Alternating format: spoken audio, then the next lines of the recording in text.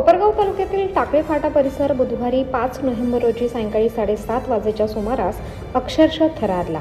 ऊसतोड कामगाराच्या निरागस 3 वर्षीय चिमुकलीवर बिबट्याने झडप घालत तिचा जागीच अंत केला। निष्पाप नंदिनी प्रेमदास चव्हाण वय वर्ष 3 ही चिमुरडी आईवडिलांसोबत ऊसतोडीसाठी आली होती, पण नियतीने तिचं बालपणच हिरावून नेलं। घटनेनंतर परिसरात एकच आक्रोश आणि संतापाचा स्फोट। टाकळी फाटा येथील नागरिकांनी रात्रीच नगर मनमाड महामार्गावर रास्ता रोको आंदोलन छेडलं। वन विभाग झोपला आहे का? आणखी किती जीव घ्यायचे आहेत? अशा संतप्त आरोळ्यांनी परिसर दणाणून गेला। ग्रामस्थांचा आरोप आहे की बिबट्याची दहशत दिवसेंदिवस वाढत चालली आहे, तरीही वन विभाग मात्र निष्क्रिय आहे। गेल्या आठवड्यातच बिबट्याने मुलांवर हल्ला केल्याच्या घटना घडल्या होत्या। प्रसारमाध्यमांनी, सामाजिक कार्यकर्त्यांनी वेळोवेळी आवाज उठवला, तरी कोणाचं लक्ष नाही आणि आज पुन्हा एका निष्पाप जीवाने प्राण गमावले। रास्ता रोकोमुळे महामार्गावरील वाहतूक ठप्प झाली होती। पोलिसांनी घटनास्थळी धाव घेत वाहतूक सुरळीत करण्याचा प्रयत्न केला, मात्र ग्रामस्थांचा राग ओसरण्याचे नाव घेत नव्हता। आमची मुलं सुरक्षित नाहीत, आमच्या झोपड्यातही भीतीचं सावट आहे।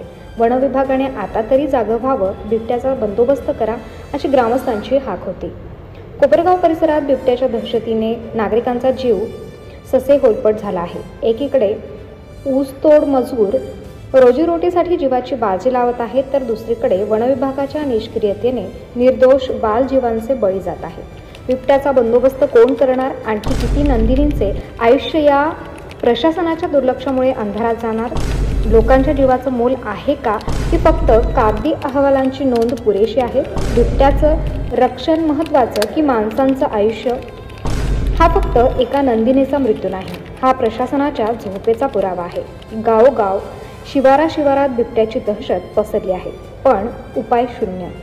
दरवेळी पिंजरे लावले जात, पथक तयार आहेत, अशी भाषा ऐकायला मिळते, पण निष्पाप जीव जातात, पालक रडतात आणि फाईल्सवर फक्त सही वाढत राहतात। जर प्रशासनाने तातडीने कारवाई केली नाही तर टाकळी फाटाचा हा आक्रोश चळवळ बनेल आणि मग प्रत्येक शिवारातून आवाज उठेल, आमच्या नंदिनीला न्याय द्या।